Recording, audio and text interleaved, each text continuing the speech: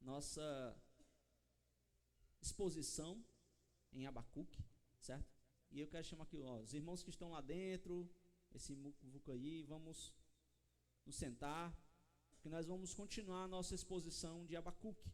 Abacuque, capítulo 2, do versículo 2 ao versículo 15, e como foi muito bem dito aqui pelo irmão Araújo, que está me agraciando aqui com essa água, com gás, nós vamos falar hoje sobre fé.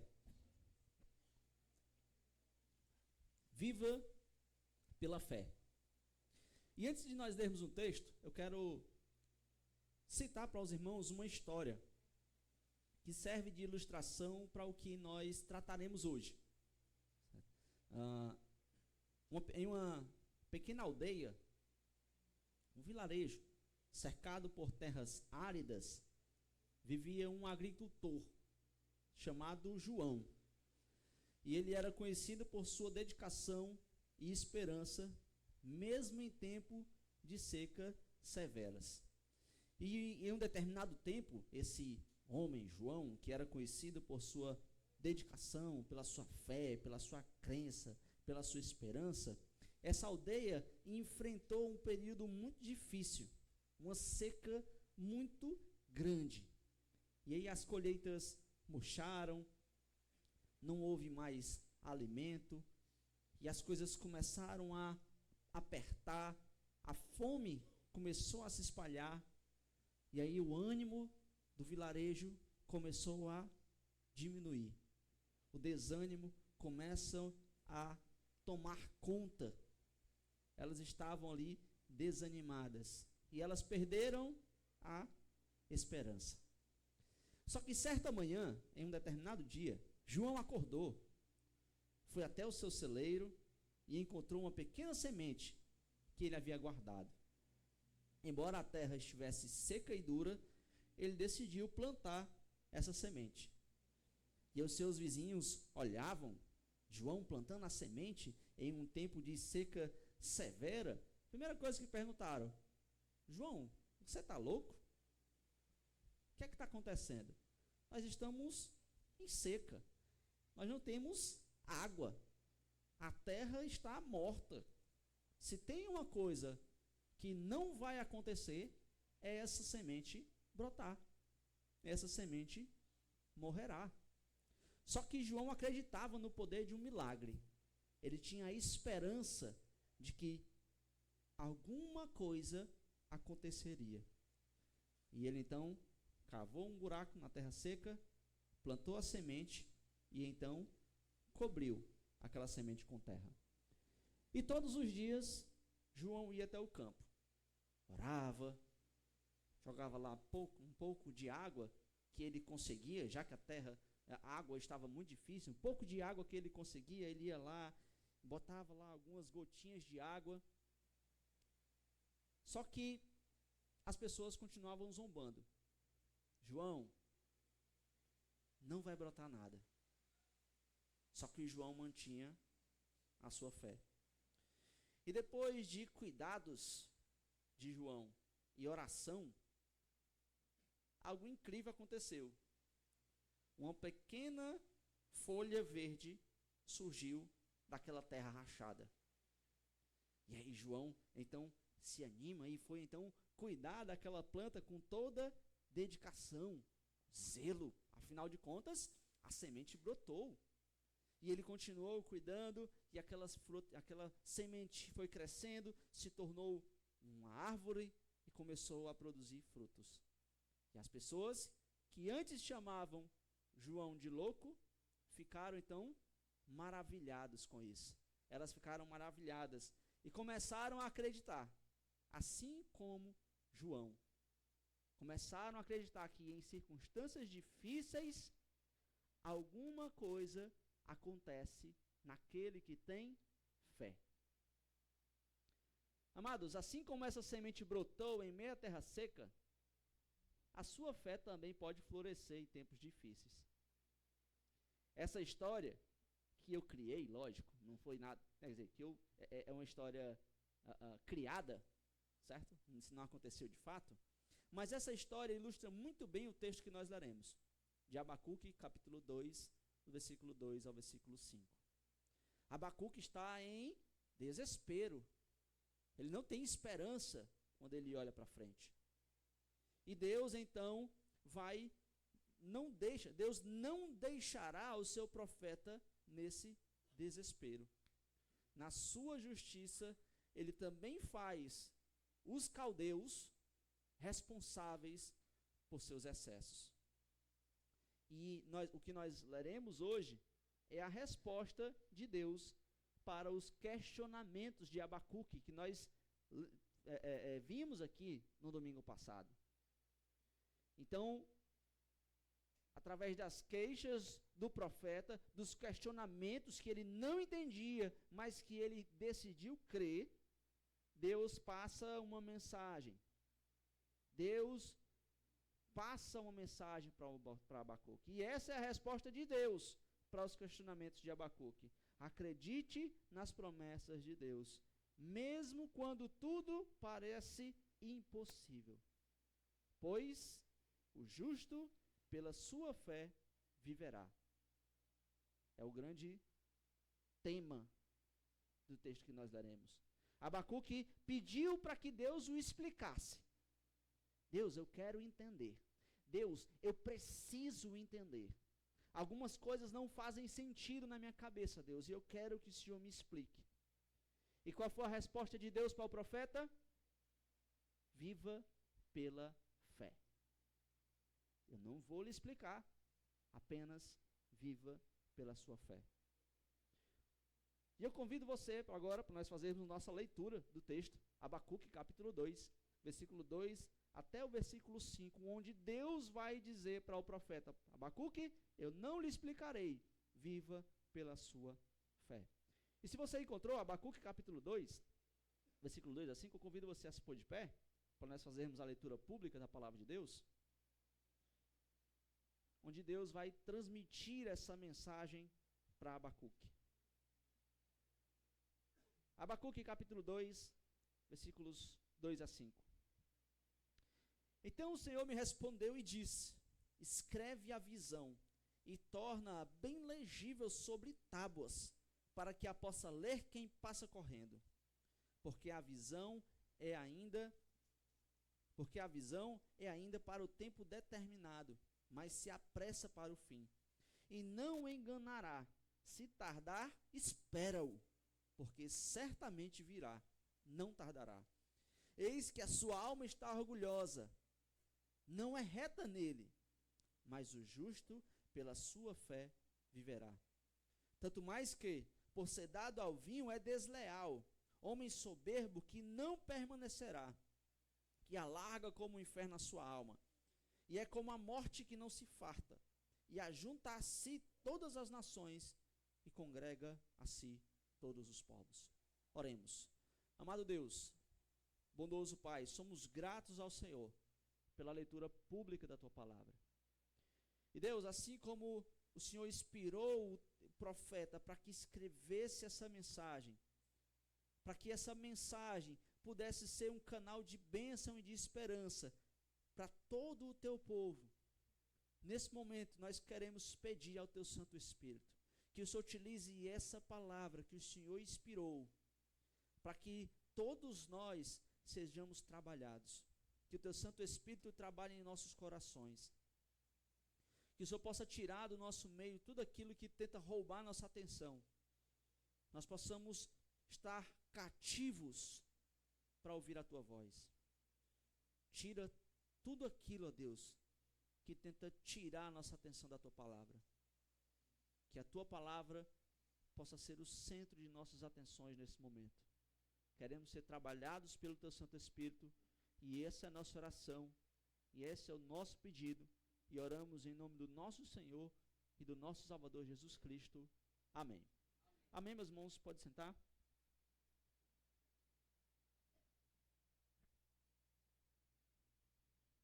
Bom, então, como eu disse, essa é a mensagem de Deus, essa é a resposta de Deus para Abacuque. Abacuque não entendia, fez alguns questionamentos, e ele não entendia, e ele disse para Deus: eu vou me pôr sob a minha guarda e eu agora vou esperar o que é que Deus vai me responder. Eu vou esperar e eu vou aguardar o que o Senhor me dirá como resposta. E Deus não responde dando as respostas que Abacuque esperava. Deus responde dizendo: viva pela fé. E ele vai estruturar, Deus vai transmitir a sua mensagem da seguinte forma. Ele vai começar aqui no versículo 2, falando acerca da revelação de Deus. Quando a revelação do Senhor chegou, quando a resposta de Deus veio, então o Senhor me respondeu. Eu estava aguardando, eu estava esperando, e algo aconteceu. A revelação chegou, a resposta chegou. E há dois aspectos importantes nesta revelação do versículo 2. Na revelação de Deus, no versículo 2, que são importantes aqui para nós ressaltarmos. Se você leu comigo, você pode perceber que a primeira coisa que nós podemos perceber é que Deus se revela. Afinal de contas, Abacuque estava esperando a resposta, estava esperando ali Deus falar, Deus agir. E então o profeta escreve: então o Senhor me respondeu e disse. Abacuque está aguardando a resposta do Senhor, e ela chega. Deus envia sua resposta através de uma visão para que o profeta escrevesse. Eu vou lhe dar uma visão e você vai então escrever. Porque era assim que Deus falava através dos profetas. No Antigo Testamento, nós tínhamos algumas formas aqui de Deus se revelar ao homem. Como Abacuque, por exemplo, ele tinha visões. Deus concedia visões para o profeta, para que o profeta entendesse. Às vezes Deus falava com o profeta através de sonhos. Deus dava um sonho para o profeta. Às vezes era através de um êxtase. Às vezes vinham anjos para falar. Às vezes o próprio Deus falava, como ele falou com Abraão, como ele falou com Moisés. Então nós temos várias formas e Deus se revela. Nosso Deus é um Deus que se revela. E amados, muitas vezes nós sentimos inveja de Abacuque. Nós queremos ouvir audivelmente, como Deus fazia no Antigo Testamento. Às vezes a gente sente: rapaz, por que Deus não fala? Por que Deus não me dá uma visão, assim como dava para o profeta? Por que Deus não envia um anjo hoje? E a gente fica desejando isso. A gente fica achando que isso seria espetacular. Deus falar audivelmente, Deus dá uma visão, e a gente cria uma grande expectativa. Mas, amado, eu achei uma ideia muito legal. Uma vez eu conversando, e um amigo meu disse: rapaz, Deus falar através dos sonhos, através de visões, através de êxtase, é o mesmo que hoje você se comunicar através do código Morse. Você sabe o que é código Morse, né? Só os bipzinhos, né? Faz sentido hoje, 2024, se comunicar através de código Morse? Não, a gente tem celular. A gente liga, a gente vê a pessoa, a gente escuta. Não faz sentido. E ele diz: pois assim como não faz sentido falar hoje, se comunicar hoje através de código Morse, não faz sentido Deus falar através de visões. Não faz sentido, é uma comunicação inferior. Porque Deus já falou de uma forma superior, através de Jesus Cristo. Uma revelação superior. A melhor forma que Deus poderia se comunicar com você, Ele já se comunicou na pessoa de Jesus Cristo. Essa é a revelação maior. Jesus Cristo em carne. Então, a Bíblia, Antigo e Novo Testamento, é justamente essa revelação final, completa e última de Deus. Deus escriturou a sua revelação máxima, a sua revelação completa, a melhor comunicação que você poderia receber de Deus foi escriturada, registrada. E é por ela que Deus nos fala hoje, de forma maior e melhor do que com Abacuque. A Abacuque Deus te deu uma visão. E a você, ele dá uma revelação maior. Jesus Cristo em carne. É o que Hebreus capítulo 1, versículo 1 e 2 vai dizer. Havendo Deus antigamente falado muitas vezes, de muitas maneiras aos pais, pelos profetas, a nós falou-nos nesses últimos dias pelo Filho, a quem constituiu o herdeiro de tudo, por quem fez também o mundo. É por isso que você não deve se guiar, porque Deus falou de maneira completa e final através de Jesus Cristo, que você não deve se guiar pelos modos antigos de Deus se revelar.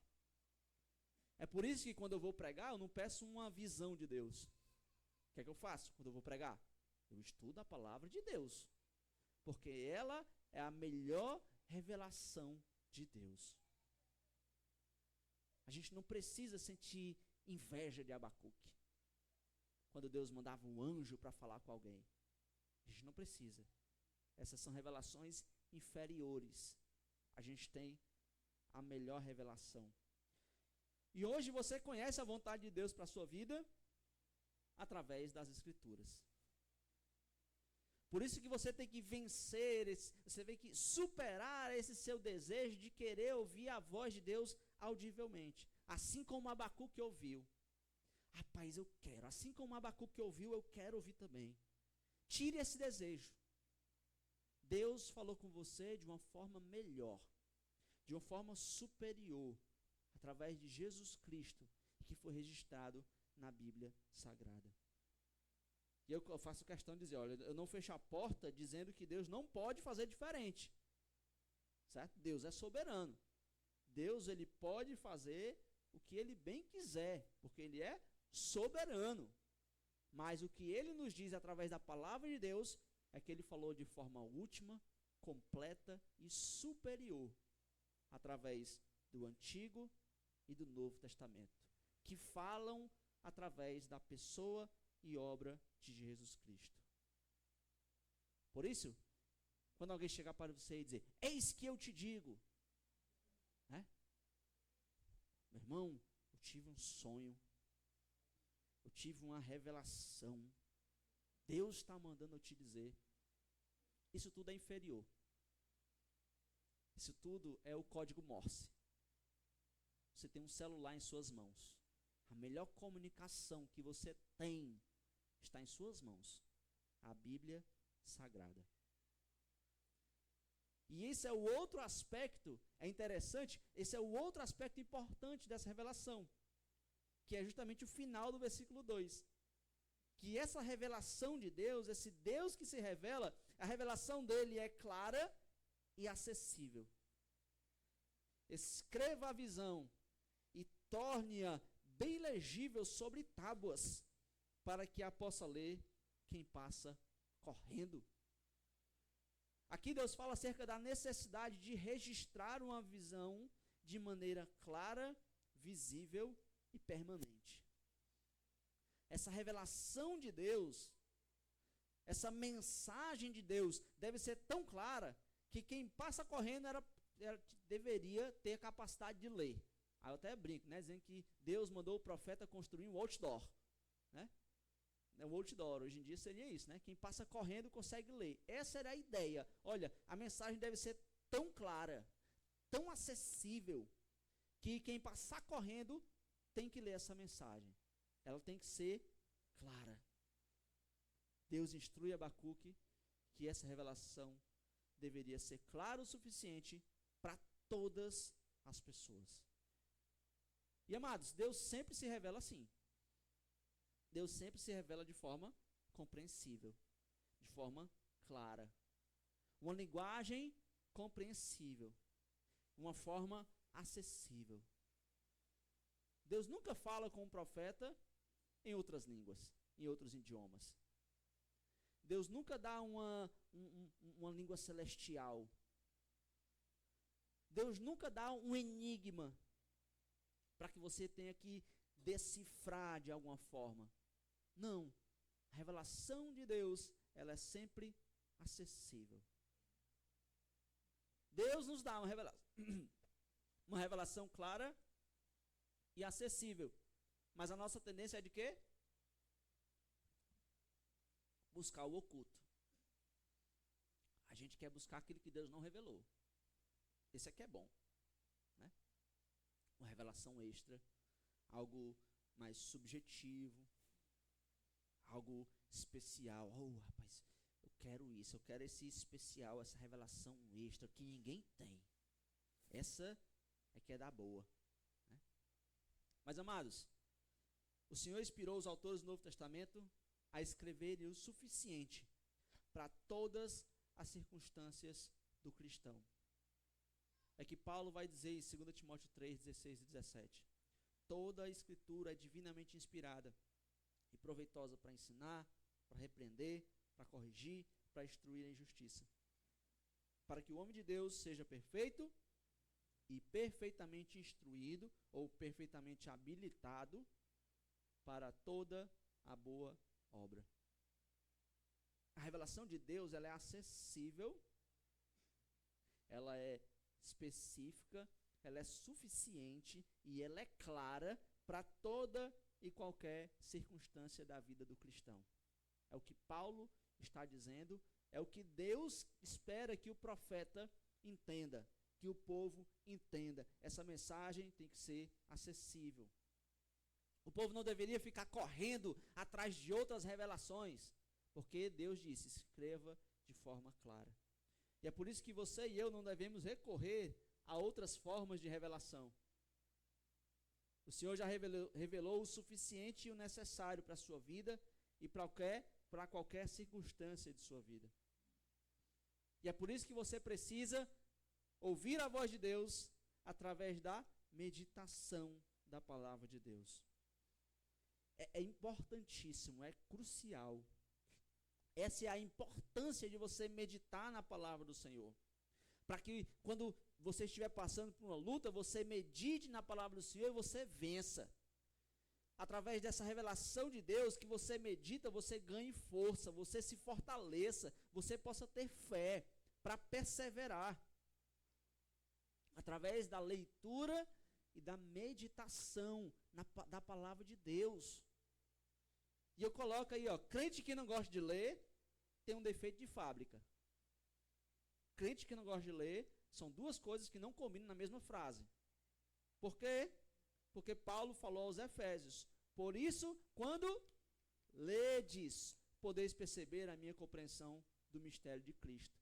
Não é quando alguém explicar para você, ou quando você ouvir um podcast, ou quando você ouvir uma pregação. Não, é quando você lê. O crente precisa ler, meditar, exercitar a leitura e a meditação da palavra de Deus.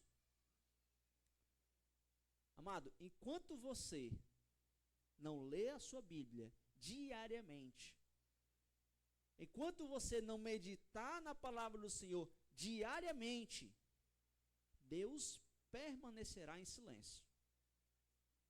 Deus permanecerá não falando nada para você. Por quê? Porque você não lê e medita. A revelação acessível, a revelação clara e objetiva, você não tem contato com ela.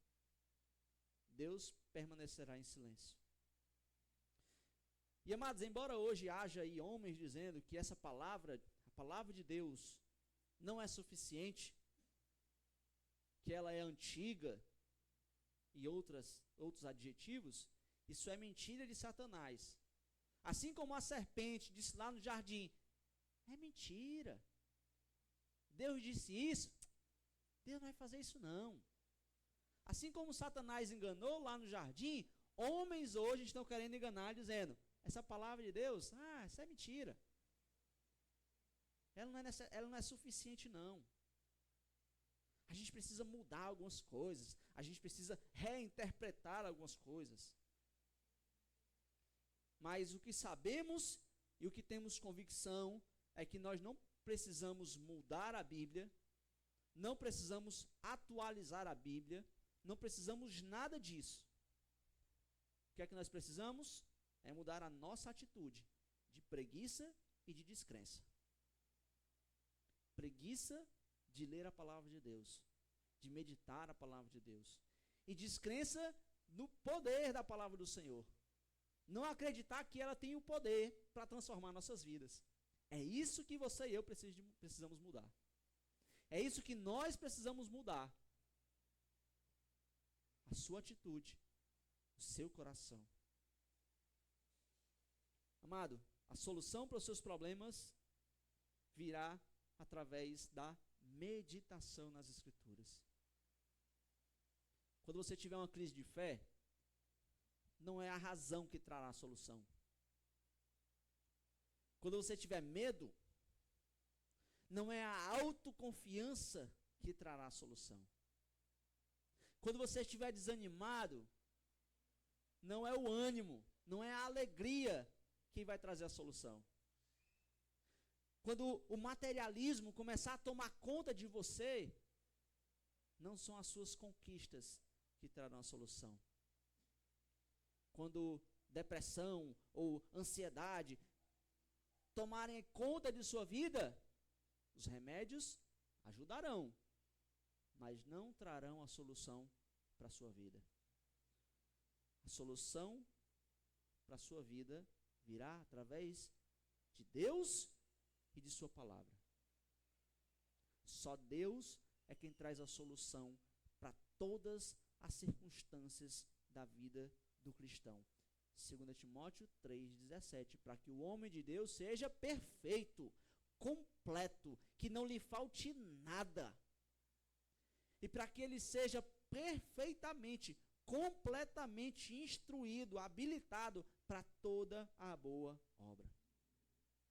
Esse é o poder da palavra de Deus. Essa é a revelação de Deus, acessível para mim e para você. Deus está pronto para se revelar a você, mas você não quer ouvi-lo. Você não deseja. Você não entende que de fato é Deus querendo se revelar para você. Apocalipse 3:20, nós conhecemos esse texto. Eis que estou à porta e bato. Se alguém ouvir a minha voz e abrir a porta, entrarei em sua casa, e com ele cearei e ele comigo. E a gente fala isso para quem? Os descrentes. Olha, Deus está batendo na porta do seu coração. Se você abrir o seu coração, Deus vai entrar em sua vida, e você vai ceiar, e Deus vai transformar a sua vida. Nós evangelizamos dessa forma, com Apocalipse 3:20. Mas, meu irmão, essa palavra não foi dada para um descrente. Apocalipse 3:20 foi dada a uma igreja. Foi dada aos crentes. Aos crentes que não lêem a Bíblia. Essa mensagem, eis que estou à porta e bato, é para você que não lê a Bíblia. É para você que não medita em sua palavra. Deus está dizendo, eis que estou à porta e bato. Eu quero se revelar. Eu quero falar a minha mensagem. Eu quero que aquela resposta que você tanto deseja chegue. E é por isso que eu estou batendo. Para que você abra a porta para que eu entre. Abra a Bíblia para que a revelação de Deus possa chegar em sua vida. A revelação definitiva, completa e suficiente do Senhor nas Escrituras tem que fazer parte de sua vida para que você ouça a resposta do Senhor às suas situações. É isso que Abacuque, é isso que Deus nos revela no versículo 2. Nosso Deus é um Deus que se revela de forma clara, acessível. E Deus vai explicar um pouco o motivo dessa revelação no versículo 3. Por que que Deus está se revelando? Por que Abacuque deveria registrar essa revelação? Versículo 3. Porque a visão é ainda para o tempo determinado, mas se apressa para o fim, e não enganará. Se tardar, espera-o, porque certamente virá e não tardará. Aqui no versículo 3, Deus assegura a Abacuque que, embora a justiça divina possa parecer lenta, ela é certa e acontecerá no tempo certo. Deus está querendo trabalhar a paciência e a fé do profeta. Deus está querendo trabalhar aqui a perseverança, a firmeza de Abacuque. Ela vai acontecer, Abacuque. Espere, tenha paciência, acredite que a justiça de Deus acontecerá. Você não entende como eu estou fazendo essas coisas, mas tenha certeza de uma coisa: a minha justiça acontecerá. Espere. Abacuque não entendia como o Senhor realizaria o seu plano. Como Deus estaria, como tudo aquilo que Deus estava fazendo se encaixaria dentro do plano de Deus, dentro de quem Deus é e dentro do que Ele faz. E Deus o responde dizendo que, embora pareça demorada, a justiça aconteceria. Ela tem esse cumprimento aí assegurado. Documente, porque vai acontecer. Os pormenores estão todos elaborados, já está tudo traçado, vai acontecer. E ele deveria escrever, ele deveria registrar, porque as pessoas achariam a promessa da vinda de Jesus demorada. Dizia que, olha, essa justiça de Deus está demorando demais. Essa justiça é mentira, é enganoso. Essa justiça não vai acontecer. Mas Deus fala para Abacuque e fala para nós, dizendo: certamente virá. Certamente acontecerá. O que Deus estava exigindo de Abacuque é o que Deus exige de você. O que Deus exige de você é a certeza de que Deus agirá no tempo certo. E quando é o tempo certo? O tempo de Deus. Não é o seu tempo. Não é quando você acha que é o tempo certo. Não é quando você não estiver aguentando mais. Não é quando você acha que não há luz no fim do túnel. Não é quando você acha que não há saída. O tempo certo é o tempo de Deus. Esse é um dos grandes equívocos nossos. É um dos grandes equívocos de hoje em dia. Que nós queremos marcar a hora para Deus agir. Deus, é agora que o Senhor tem que agir. É agora que o Senhor entra.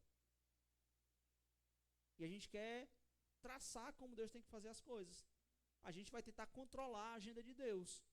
Né? Determine, meu irmão. Não é isso? Determine. Vai acontecer. A gente tentando moldar aqui os planos de Deus. E Deus estava dizendo para o profeta e dizendo para você: aguarde. No meu tempo, as coisas acontecerão. Por isso, meu irmão, o importante não é você tentar adivinhar o tempo de Deus. Não tente tentar adivinhar o tempo de Deus. Quando Ele fará as coisas. Quando é que Deus vai fazer isso? Quando é que Deus vai me dar a resposta? Quando é que a minha situação vai virar? Quando é que a situação no meu lar será transformada? Quando é que no meu emprego a situação vai mudar? Quando é que na minha situação financeira, nas minhas finanças, eu vou conseguir respirar? Quando é que as coisas vão acontecer? Não é tentar adivinhar o tempo de Deus. O importante é ter convicção que Ele agirá. Mesmo quando pareça que Ele está demorando. Senhor, eu não sei quando, mas uma coisa eu sei: o Senhor vai fazer. O Senhor garantiu. E o Senhor é justo. O Senhor é fiel. A tua palavra não muda, Senhor. Então, Senhor, não importa quando, mas, Senhor, eu acredito. Eu creio que o Senhor fará. Ouça o que Hebreus 10, 36 e 37 diz. Porque necessitais de paciência, para que depois de haver desfeito a vontade de Deus, possais alcançar a promessa. Porque ainda um pouquinho de tempo, e o que há de vir, virá, e não tardará. O autor aos Hebreus está dizendo, olha, você precisa de paciência. Você precisa perseverar. Você precisa ter fé. Você precisa acreditar. Às vezes nós temos, né, a impressão de que, rapaz, a minha história está correndo solta. A minha história está tomando um rumo sem sentido. As coisas não estão acontecendo. Eu não estou encontrando sentido dessas coisas. Por que que minha vida está desse jeito? Por que que eu estou nessa luta? Eu não estou entendendo, Deus. Mas Deus quer que Abacuque e você, meu irmão, entenda que a história está sob o controle divino e se move em direção a um ponto culminante determinado por Deus, quando o julgamento justo de Deus será revelado. Tenha paciência, tenha certeza da palavra de Deus, tenha certeza da promessa de Deus. Eu não sei quando, mas ela virá, ela acontecerá. Mas que visão é essa? Porque até agora Abacuque não disse nada da visão. Deus se revelou, Deus disse que a visão aconteceria, mas que visão tão importante é essa? Qual é essa mensagem tão importante que Deus está passando?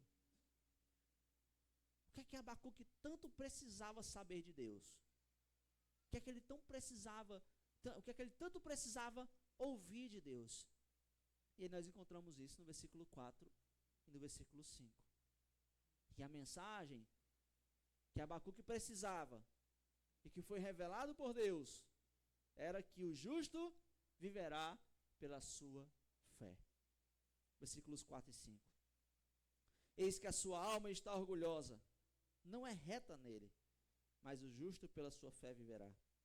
Tanto mais que, por ser dado ao vinho, é desleal, homem soberbo que não permanecerá, que alarga como o inferno a sua alma, e é como a morte que não se farta, e ajunta a si todas as nações e congrega a si todos os povos. Amados, nesses dois versículos aqui, Deus faz o contraste entre o soberbo e o justo, com o propósito de mostrar duas maneiras de viver. A autossuficiência orgulhosa contra a confiança humilde em Deus. Deus está fazendo isso. A visão de Deus, a resposta de Deus para o profeta é dada justamente fazendo o contraste entre o justo e o soberbo. Deus está dizendo, olha, Abacuque, a fé é o fundamento da vida do justo. Se tem uma característica na vida do justo, é a fé. A autossuficiência é o fundamento da vida do orgulhoso, do que confia em si mesmo. A mensagem era essa, contraste entre o justo e o ímpio. A descrição do arrogante aqui revela a natureza destrutiva do orgulho que ele sentia e da sua própria ganância. Esse versículo vai ecoar a ideia de que a injustiça e a opressão são temporárias e também autodestrutivas. Deus está querendo dizer para o profeta, olha, esses soberbos, esses arrogantes, esses que confiam em si mesmos, eles passarão. A própria ganância dele o levará à ruína. A própria autossuficiência dele os levarão à ruína. E o justo vive pela sua fé. O arrogante, pela sua autossuficiência, será destruído. O justo, pela sua fé, viverá. Essa é a visão de Deus.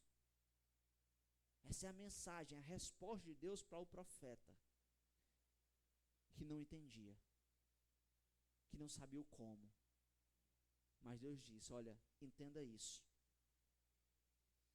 E esse texto, né, vai nos mostrar aqui a fé. O justo, pela sua fé, viverá. E aqui a fé não apenas é apresentada aqui, não apenas como uma crença intelectual, algo subjetivo, um conceito que você deve concordar. Fé não é isso. Fé é como uma confiança contínua e vivida na fidelidade de Deus. O justo viverá através da sua fé sendo colocada em prática. O que caracteriza o justo é a crença. É ele crer, é a fé. E esse versículo é fundamental para a doutrina cristã. A frase aí, o justo viverá pela sua fé, ela é citada em Romanos 1,17, em Gálatas 3,11 e Hebreus 10,38, falando justamente sobre isso. Justificação pela fé. O justo é aquele que acredita numa promessa.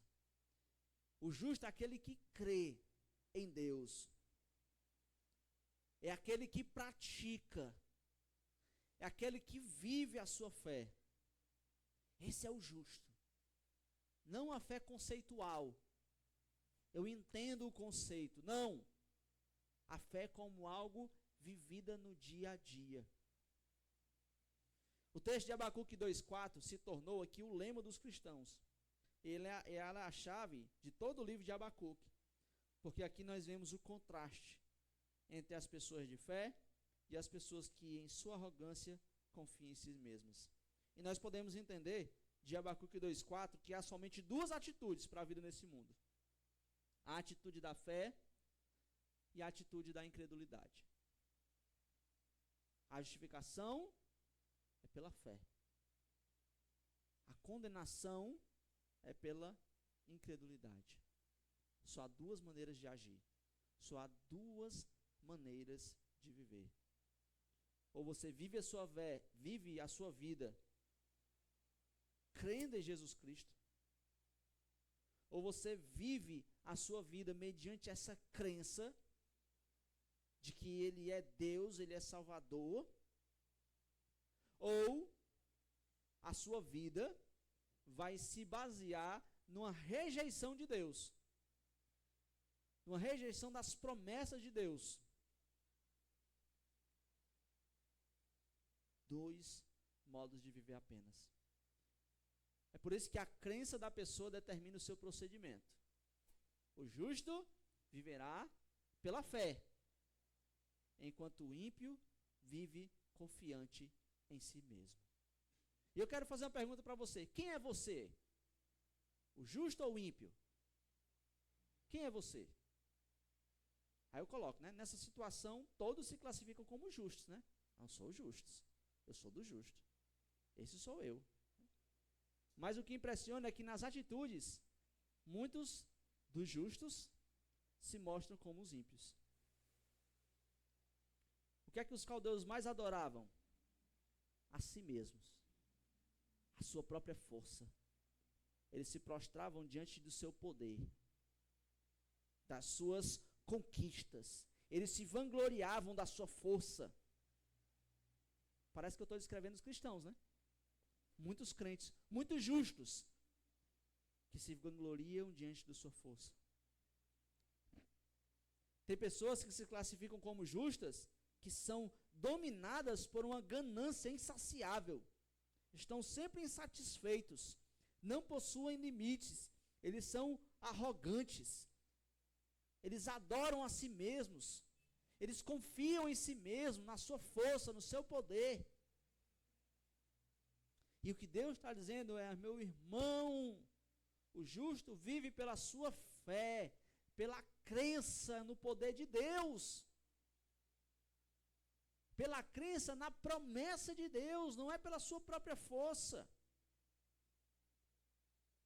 E ele vai dizer no versículo 5, assim como o vinho é enganoso, esses cristãos vivem também embriagados,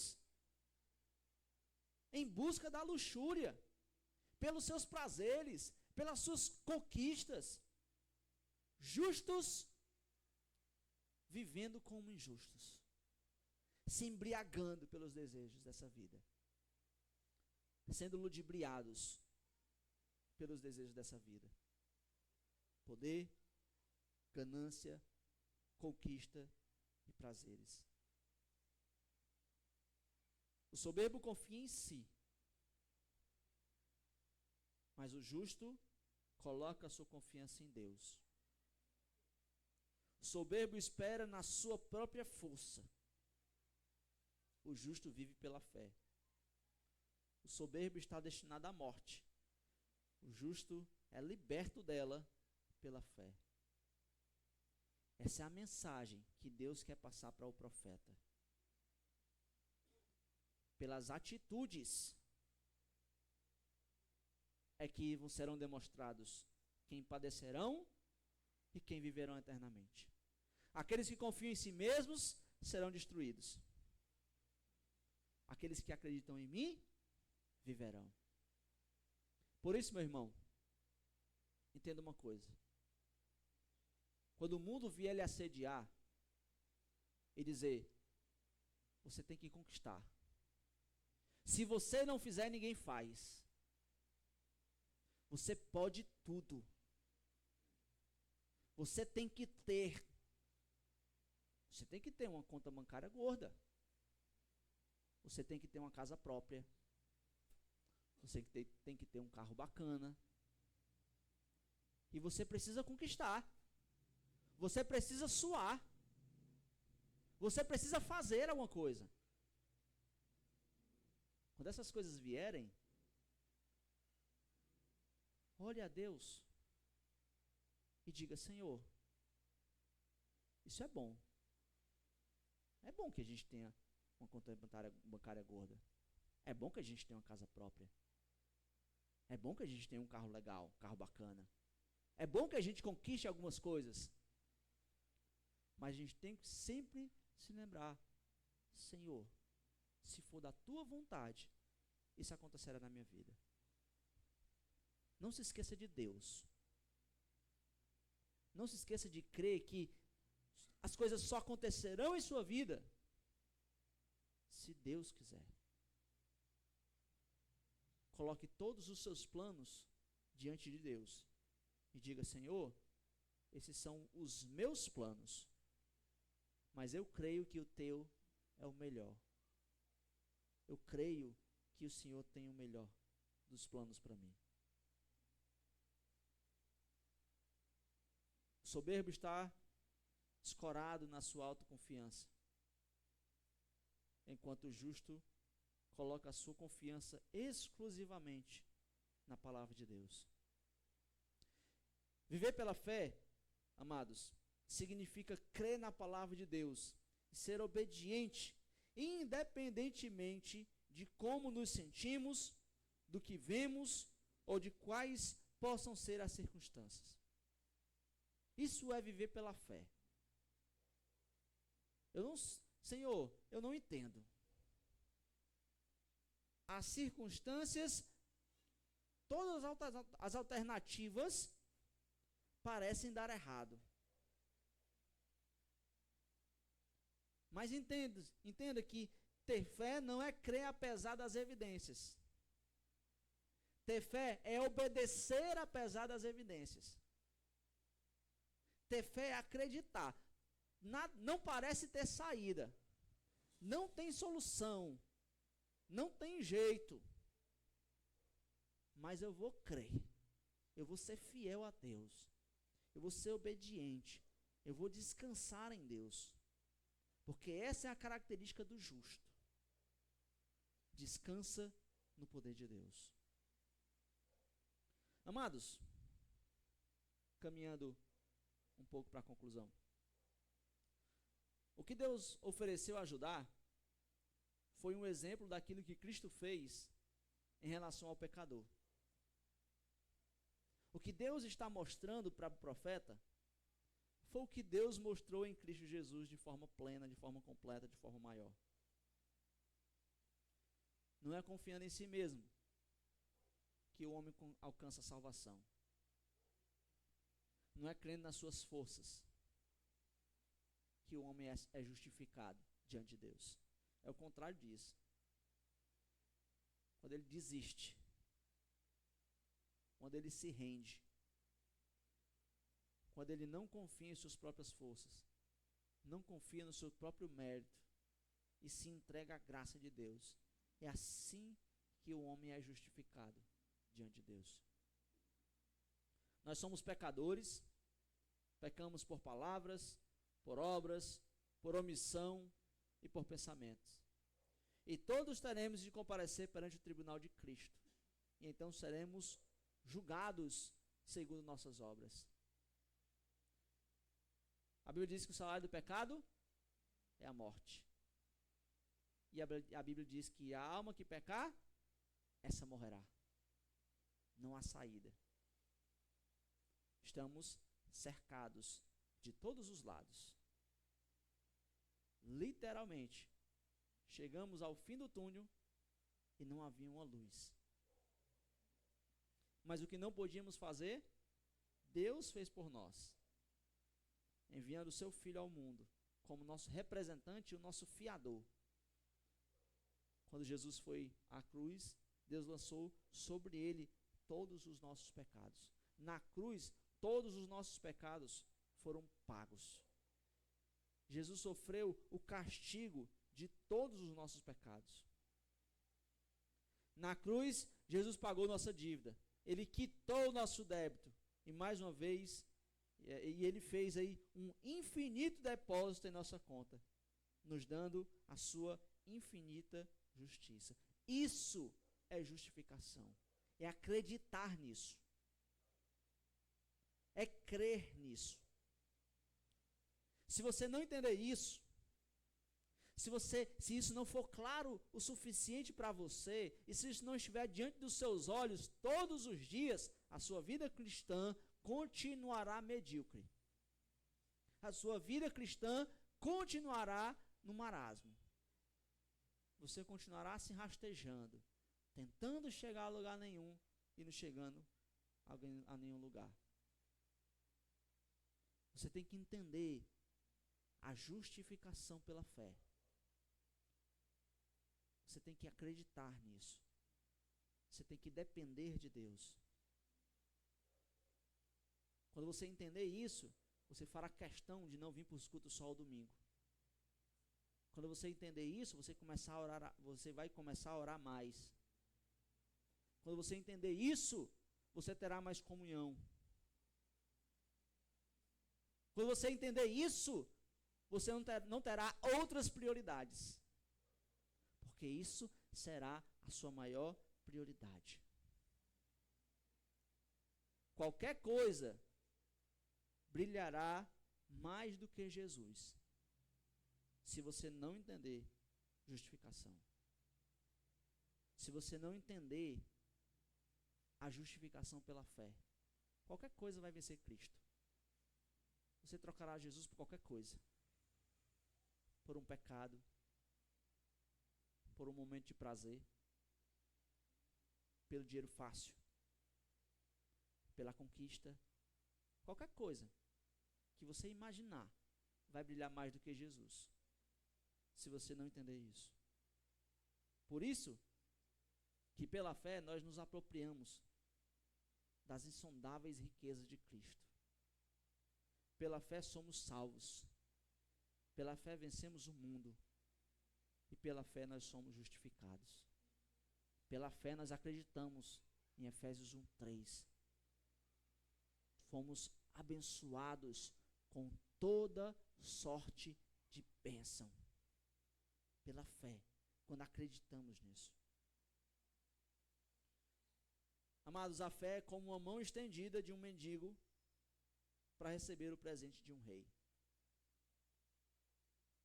A fé é quando você entende que você não tem nada, que você não faz nada, que você não possui nada,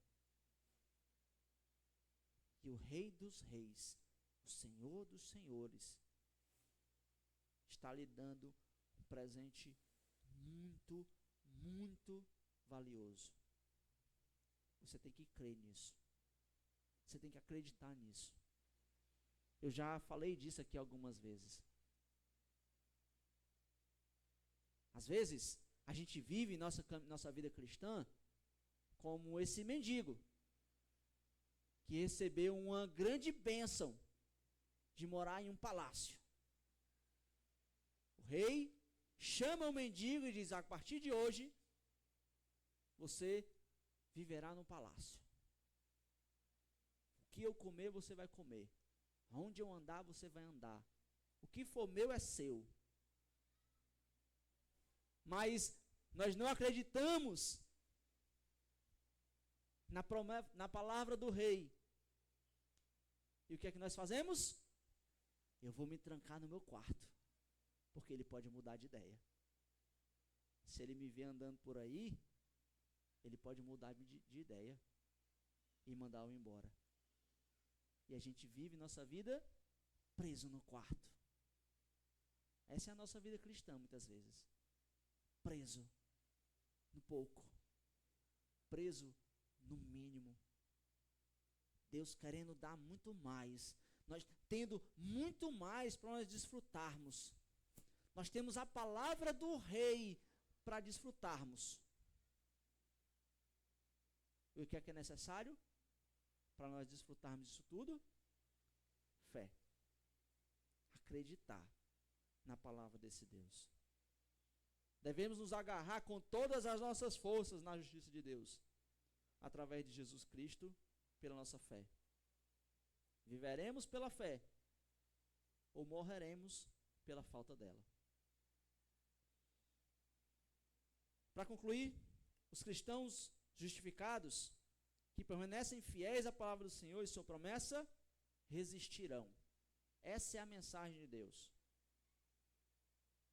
Aqueles que crerem, ainda que tenham que sofrer, ainda que tenham que padecer por seus princípios, aqueles que foram justificados pela fé e permanecerem fiéis à palavra do Senhor, resistirão.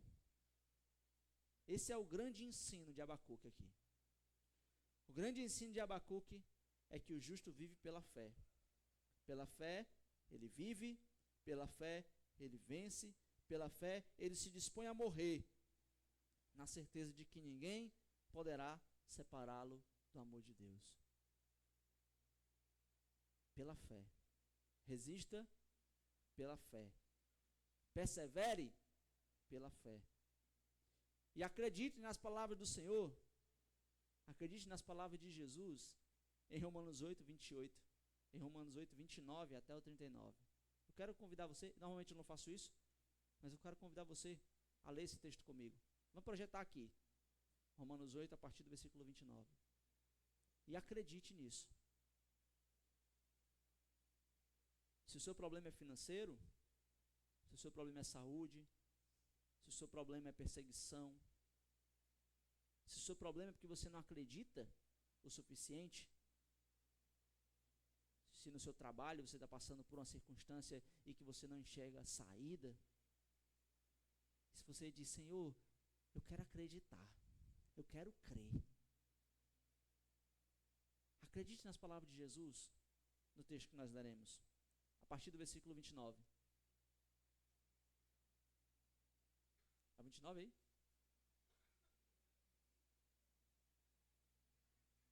Porque os que dantes conheceu, também os predestinou para serem conformes à imagem de seu Filho, a fim de que ele seja o primogênito entre muitos irmãos.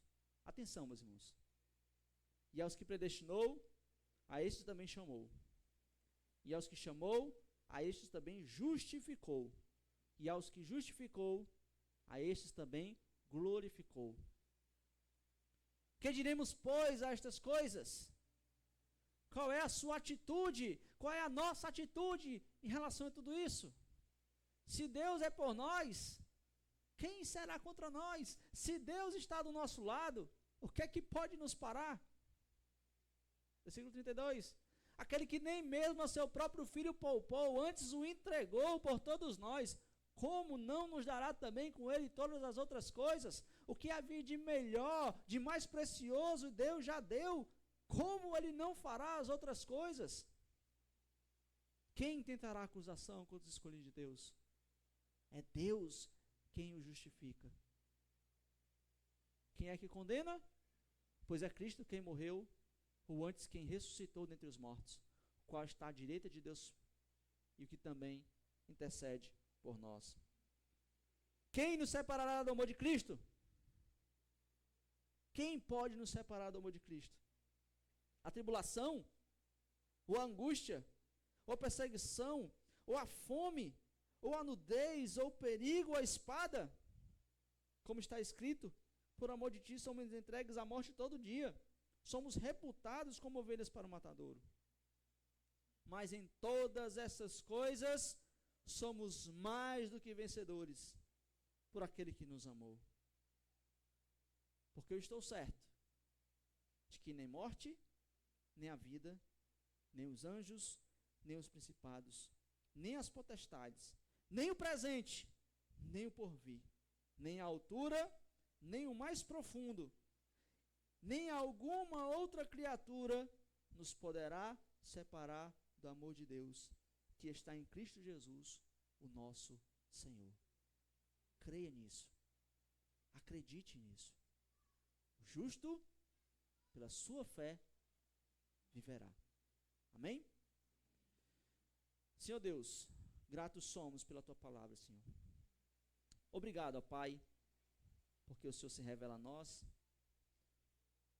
Obrigado porque o Senhor trabalha em nossos corações.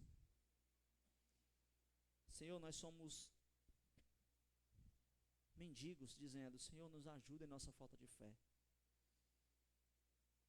Senhor, tuas promessas são insondáveis, são maravilhosas. Nós precisamos de fé para crer nelas. Precisamos de fé para que possamos viver tudo aquilo que Deus tem para nós. Então, Senhor, trabalha no coração do teu povo. A fé vem pelo ouvir, e o ouvir pela palavra de Deus. A tua palavra foi pregada, Senhor. E a minha oração é que o Senhor possa nos encher de fé, para que vivamos uma vida cristã digna do Senhor Jesus Cristo. E que possamos acreditar em tua palavra, de que haja o que houver, por mais difícil que seja a nossa vida, nada vai nos separar do amor de Deus. E por melhor que esteja a nossa vida, nada é melhor do que o amor de Deus. E que nós estamos seguros em tuas mãos. E que isso, ó Pai, possa ser visível, e que isso possa ser vivido, ó Deus, em nossas vidas, para a glória do teu santo e precioso nome. Essa é a nossa oração e o nosso pedido. Oramos em nome de Jesus. Amém. Amém? Eu quero chamar aqui o grupo de louvor, para a gente repetir um cântico, enquanto a gente vai se preparando para a ceia do Senhor.